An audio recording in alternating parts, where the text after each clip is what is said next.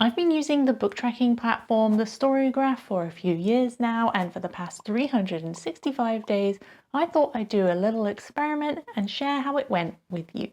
Lots of book platforms have some kind of plus or pro plan that you can pay for. If they don't, they likely make their revenue from ads, affiliate links when you buy a book through them, in-app currency, or something else entirely. The platforms with a Pro or Plus plan tend to offer this as a way of keeping their platforms ad-free. Some offer additional settings and fun things you can do, while others are just asking for support. The StoryGraph is one of the platforms I used the most, so for 365 days, I paid for their Plus plan at $3.49 a month to see if it's worth the investment. This is what I thought.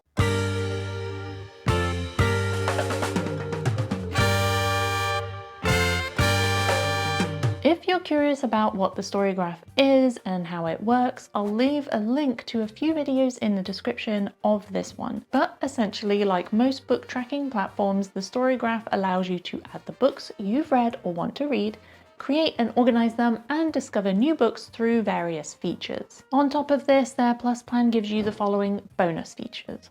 I'm going to go through each of them in the list, explain what they are, show them to you, and then I'm going to tell you what I think. The first item on their list is that you're investing in a Goodreads alternative not owned by Amazon. The StoryGraph and a few other platforms like it make it clear that they are not like Amazon or Goodreads, which is owned by Amazon. If you're unsure why that's a good thing, I'll leave a link to a video where I explain it all in the description. I believe this feature is at the top of their list because honestly, it's potentially the main driver that will encourage you to support them with a Plus plan. The additional features, I'll be honest, are a mixed bag, and I'll tell you why in a second. But supporting them is another thing entirely. For this reason, I'm going to come back to this and instead move on to custom charts. The StoryGraph is known for its stats. It's one of the main appeals of this platform. You can see everything from the format you read most to genres, how many books you've read in a month, authors, ratings, and more,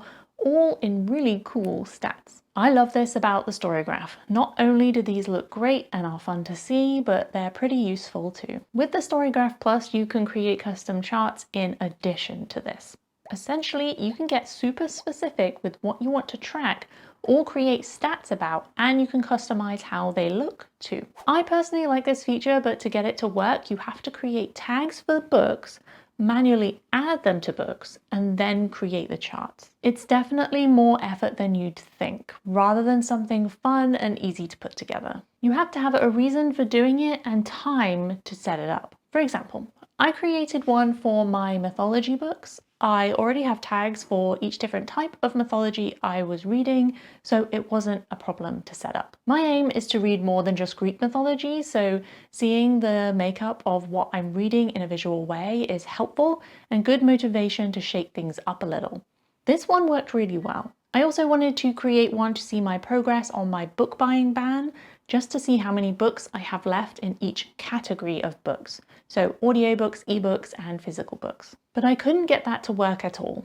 I couldn't work out if this was because the charts needed to contain books I've actually read, rather than books I have yet to read. And there's no real documentation or help guides to help you through this feature, unless I completely missed it. This feature, creating custom charts, could be improved 1,000-fold if you could use the existing StoryGraph data to create custom charts rather than having to tag individual books yourself. I understand this isn't a small ask, but it would make the feature a lot more fun. Next, we have extra stats filters. These are essentially extra filters you can use on the stats page on top of the normal filters you can use if you don't pay for Plus. You can filter by various things like mood, fiction versus non-fiction, and star rating. As an example, I could view the stats for all the books I gave 5 stars to. This would then break it down based on things like mood, pace, page number, genres, and more. Pretty useful if you want to find more books that fit that criteria, but probably wouldn't be something that you'd use regularly. This kind of stuff is fine for a quick glance, but for me personally, it's not something I really use unless it's a one-off thing. You, however, if you're way more into the stats, might find way more use out of these features than I have. The next feature you get with the StoryGraph Plus is the ability to compare stats. For example, I could click to view the stats of my to-read pile. As you can see, I have 191 books on there. I'll be cleaning that up in another video because there are way too many books there for me. Then I can click Compare Stats and compare my to-be-read books with my read books. Like other features on this list, I can see this being really useful for very few specific use cases. For example, let's say I'm planning on going through my to-be-read books and reducing their number a bit because I want to focus on reading a little bit more variety than I have been so far. If that's the case, I can compare them like I have here and take a look at things like the genre makeup of my to-be-read books. Are they too similar to the books I've been reading to date? Do I need more variety in there? Am I kind of sick of specific genres? Do I want to reduce the number of those within my TBR? That sort of thing. You can use this compare feature for lots of different things, so you can probably think of a few ways you might use this feature. It's all pretty personal. The next item on the plus list is exclusive charts. You can already compare things like your read books on a per year basis, but Plus gives you a few extra charts you wouldn't normally get. One of these is a swanky line chart that compares how many books you read in each month of the year. Another is a bar chart that compares how many books of each genre you read in each year. I think the genre one is the most useful, but both are generally just fun to see. It's cool to see that in 2024 I read a slightly different makeup of genres than I did in 2025, and how I've changed as a reader as time goes on. I think you'd only look at this once per year though, so it's not something you would use month to month. You also get to have it say in the roadmap that they have for the platform, which is basically their upcoming features. The StoryGraph is very transparent when it comes to what they show you and how you can interact with it, which I really like. If you don't pay for Plus, you see the roadmap, but if you pay for Plus, you get to vote and comment on these potential or upcoming updates. So if there's something you want to see on the platform, you can have your voice heard in a very structured way. You can also request features as a Plus member using a form on their changelog, and it gets added to a list of posts. You have to pay for Plus to be able to do this. I'm going to be honest, I've not really interacted with this at all, but I probably should have. They've not specifically listed this as a feature, but perhaps the one feature in Plus that I've used the most over the course of the past year has been the added sections in the reading graphics. On the StoryGraph stats page, you can generate wrap-up graphics. You get this no matter if you pay for Plus or not. I love these. They're really fun to share with my Discord community at the end of each month. But if you pay for Plus, you get one additional thing within these graphics. You get to see how your reading compares to the previous month within the graphic, which I personally really enjoy seeing, even if the arrow goes up or down. Essentially, you can see if you read fewer or more pages or books from month to month.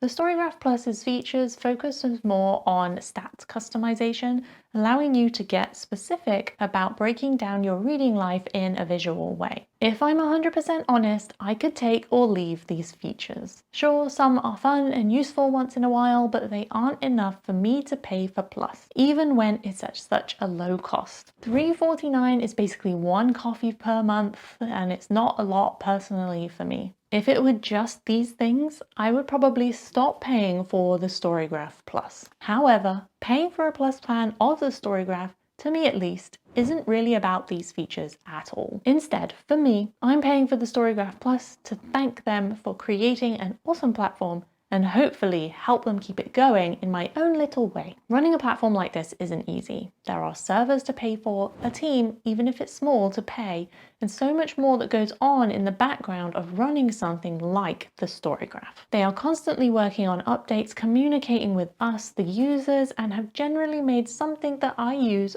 almost daily. The extra features are nice, sure, and I'd love to have them improved, but take away all of those things and I'd still be contributing to Plus. I'm not saying everyone would, because it's still money out of pocket, and if you don't have a lot, then you do want something in return. But for me, it's something I'm willing to part with to contribute to something I really enjoy. So if it wasn't obvious by this point in the video, I'm going to keep paying for the StoryGraph Plus. I have specific plans to use some of the features I've gone through down the line, but for the most part, I'll continue to contribute to a platform I enjoy. But you tell me, do you pay for the StoryGraph Plus? Are you thinking about doing so after this video? Let me know in the comments. Thank you so much for watching, and I'll see you next time for another video.